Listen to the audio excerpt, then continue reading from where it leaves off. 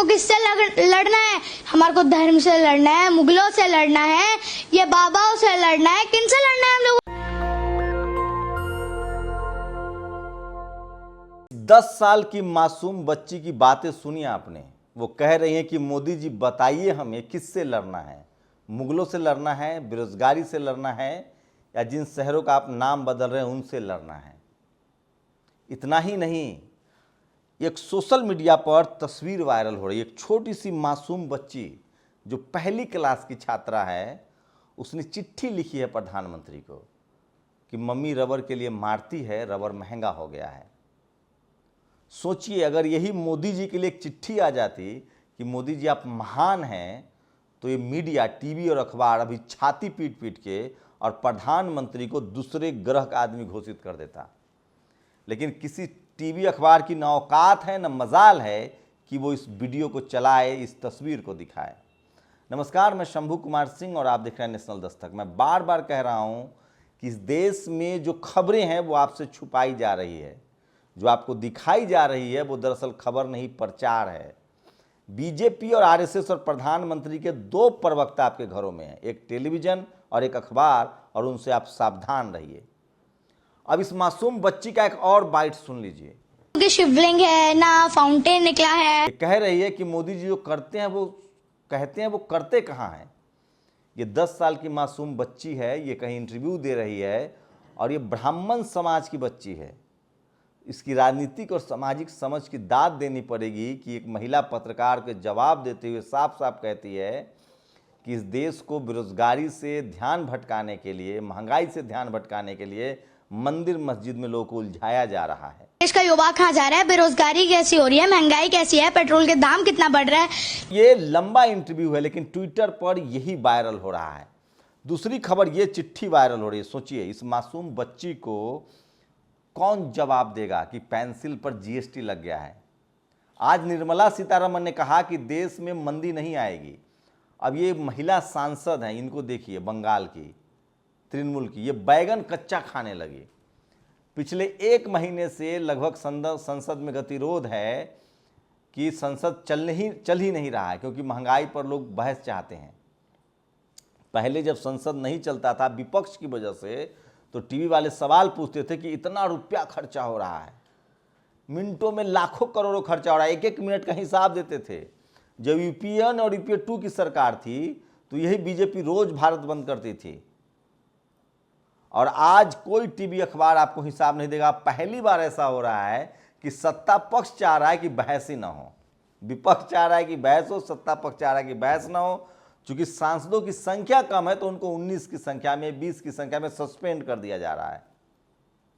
तो सोचिए किस तरह से सरकार खबरों से बच रही है, बहस से बच रही है। मैंने आज आपको वीडियो दिखाया था, दिल्ली में संसद भवन के पास एक बड़ा प्रोटेस्ट कॉल हुआ। वहां 20 प्रोटेस्टर्स आए, लेकिन 2000 करीब जवान आ गए उनको बैरिकेड करने के लिए। मतलब टीवी मैनेज है, अखबार मैनेज है, प्रोटेस्ट नहीं कर सकते हैं, सरकार के खिलाफ लिख नहीं सकते हैं, बोल नहीं सकते हैं, जेल में डाल देंगे आपको। मुझे नहीं पता इन 2 मासूम बच्चियों का जो मैं वीडियो दिखा रहा हूं, कहीं इनको भी जेल में न डाल दिया जाए। खैर, जो खबरें हैं वो मुझे दिखानी पड़ेगी आपको। सोचिए, पिछले 30 दिन से 31 दिन से समय हो गया है, लोग नागपुर से पैदल दिल्ली आ रहे हैं। जो एसएससी जीडी के छात्र हैं, उनको जैसे जैसे बीजेपी शासित राज्य में वो आते हैं उनको गिरफ्तार कर लिया जाता है। पहले उनको आगरा में रोका गया था, फिर मथुरा में रोका गया, अब वो हरियाणा में घुसे हैं तो उनको पलवल में बैठा लिया गया है। तो ये सरकार इस तरह से चल रही है और इसका कुछ नहीं कर सकते हम और आप। और इसलिए मैं कह रहा हूँ कि सोशल मीडिया ही सच्चा मीडिया है, सोशल मीडिया ही बहुजन मीडिया। सोचिए, ईडी ने पिछले 2014 से 2022 के बीच करीब 3000 रेड किए हैं। खास यह है कि कोई भी रेड बीजेपी के यहाँ नहीं पड़ा है, न किसी बीजेपी कार्यकर्ता, न किसी बीजेपी नेता। मतलब जितने बीजेपी के समर्थक हैं वो सब दूध के धुले हैं, वॉशिंग मशीन से निकल के आए। इसलिए तंज करते हैं लोग कि भ्रष्टाचारी को बीजेपी में डालो, वो अच्छा बन के निकल जाएगा। सोचिए, हार्दिक पटेल पर पहले केस था, तमाम विपक्षी नेताओं पर जिन पर केस था, वो जैसे ही बीजेपी में चले जाते हैं वो दूध के धुले हो जाते हैं। सोचिए, इस देश की जनता इतना नहीं समझती है, टीवी अखबार वाले इतनी बात नहीं समझते हैं। सब कुछ आपसे छुपाया जा रहा है। सोचिए, पहली बार झारखंड के 3 विधायकों के पास मोटा माल मिला है, लाखों रुपए। जेएमएम और कांग्रेस कह रही कि ईडी जांच कीजिए, इसकी जांच होनी चाहिए, लेकिन सरकार जांच नहीं करवानी चाह रही है। जो महाराष्ट्र में खेल हुआ था वही झारखंड में खेल हो रहा है। सोचिए, याद है एक अधिकारी पकड़ा गया था जम्मू कश्मीर में हथियार के साथ दिल्ली चुनाव के समय, कुछ पता चला? पुलवामा की जांच हुई। बीजेपी शासित राज्य, बीजेपी जब जब सरकार में आती है इस तरह की बड़ी घटनाएं होती है, चाहे वो करगिल हो, संसद पर हमला हो, पुलवामा हो। आपको पता है क्राइम में सिखाया जाता है कि सबसे पहले प्राइमा फेसिया ये देखा जाता है कि अगर कोई घटना हुई है तो उसको फ़ायदा किसको हो रहा है, उसके तरफ उंगली उठती है। तो ये वो तमाम सवाल है जो टीवी अखबार नहीं पूछेगा। हाँ, अगर मायावती, अखिलेश, कोई SC ST OBC माइनॉरिटी की सरकार होती, यहाँ तक कि ममता की सरकार हो जाए, नवीन पटनायक की सरकार हो जाए, कांग्रेस की सरकार हो जाए, तो मीडिया ईमानदार हो जाएगी और वो सवाल पूछना शुरू कर देगी। सोचिए कैसे हिंदू मुस्लिम का जहर कितना भरा हुआ है। तमाम टीवी चैनल ने खबरें दिखाई थी। निशंक राठौर नाम का एक युवा जो मध्य प्रदेश का था, वो कर्जे में डूबा हुआ था और कट्टर मोदी भक्त था। उसने आत्महत्या करने का प्लान बनाया, लेकिन आत्महत्या में भी उसने बीजेपी के लिए वोट पैदा किया। उसने एक मैसेज भेजा अपने फादर को कि बहुत बहादुर था आपका बेटा, गुस्ताख नबी की एक सज़ा सरतन से जुदा। अब खुद पुलिस वाले कह रहे हैं कि ये जो सुसाइड का केस है, उन पर बहुत कर्ज था, उन्होंने सुसाइड कर लिया। उसके बाद तमाम टीवी चैनलों ने दिखाया कि कैसे उदयपुर की घटना से जोड़ के, जबकि उदयपुर वाला में भी जो आरोपी है मुसलमान, वो बीजेपी का कार्यकर्ता है। अमरनाथ हमले में जो आरोपी गिरफ्तार हुआ है वो भी बीजेपी का कार्यकर्ता है। तो आप समझिए कि किस तरह से मैनिपुलेट किया जा रहा है चीज़ों को। एक बार फिर से अभी 2 दिन पहले राजकोट की खबर बताई थी। यूपी के आगरा में करमबीर सिंह नाम के एक युवा ने बेरोजगारी से तंग आकर सुसाइड कर लिया है। कोई टीवी अखबार ये आपको खबर नहीं दिखाएगा। सोचिए, ताजमहल कॉरिडोर के पीछे हिंदू महासभा ने किया जलाभिषेक, 18 लोग गिरफ्तार। ये खबर पीट के चलेगी, सारे चैनलों पर चलेगी। बच्चे पैदल चल के आ रहे हैं, वो खबरें नहीं होगी, लेकिन हिंदू मुस्लिम की खबर करवा लीजिए, सारे लोग कवर करेंगे, सारे लोग दिखाएंगे। और सोचिए ये कौन लोग हैं जिनको बेरोजगारी से, महंगाई से, देश की सुरक्षा से चिंता नहीं है। ये वो खाया घाया तबका है जिसको मैं मनुवादी, जातिवादी और ब्राह्मणवादी कहता हूँ। इनको कोई फर्क नहीं पड़ता इकॉनमी से, देश की सुरक्षा से, गरीबी से, बेरोजगारी से, लाचारी से। ये सब RSS बीजेपी के कार्यकर्ता हैं जो सरेआम हिंदू मुस्लिम एजेंडा को आगे बढ़ाते हैं और मीडिया अपना कैमरा लेकर पहुंच जाती है।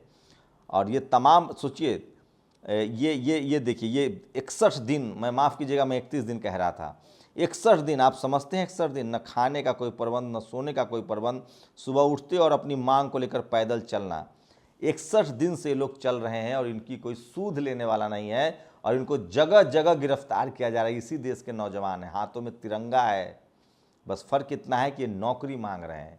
अगर ये कांवड़ लेके गए होते तो इनको पैर धोया जाता, इन पर फूलों की बारिश होती।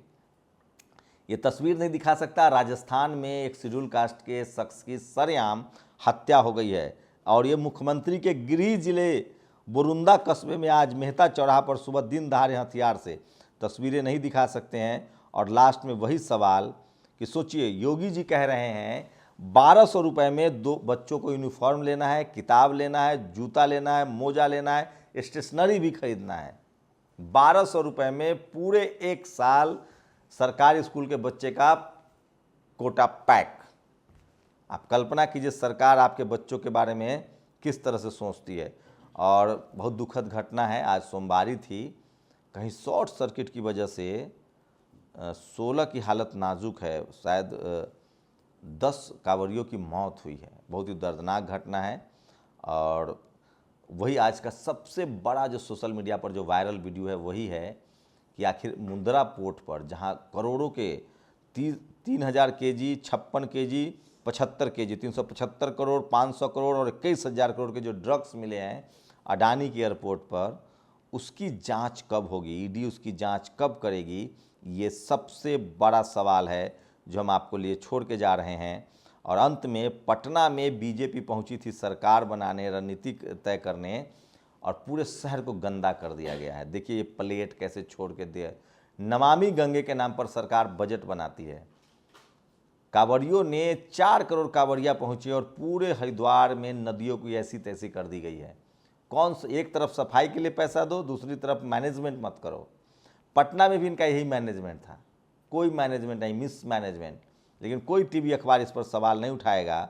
अगर कोई दूसरी सरकार होती तो उसका इस्तीफा देना पड़ता। और अंत में अखिलेश यादव को लगता है सद्बुद्धि आ रही है, उन्होंने आदिवासी समाज की बेटी कीर्ति कोल को विधान परिषद का उम्मीदवार बनाया है। ये तमाम बड़ी खबरें थी इस समय की जो सोशल मीडिया पर वायरल है। आपकी प्रतिक्रिया बहुत ज़रूरी है। शुक्रिया। नेशनल दस्तक की आपसे गुजारिश है कि अगर इसको बचाना चाहते हैं तो नेशनल दस्तक को सब्सक्राइब करने के लिए रेड कलर के सब्सक्राइब बटन को दबाएं, फिर बेल आइकन की घंटी दबाएं। नेशनल दस्तक को बचाने के लिए बहुत जरूरी है कि हर खबर को शेयर करें, लाइक करें, कमेंट जरूर करें।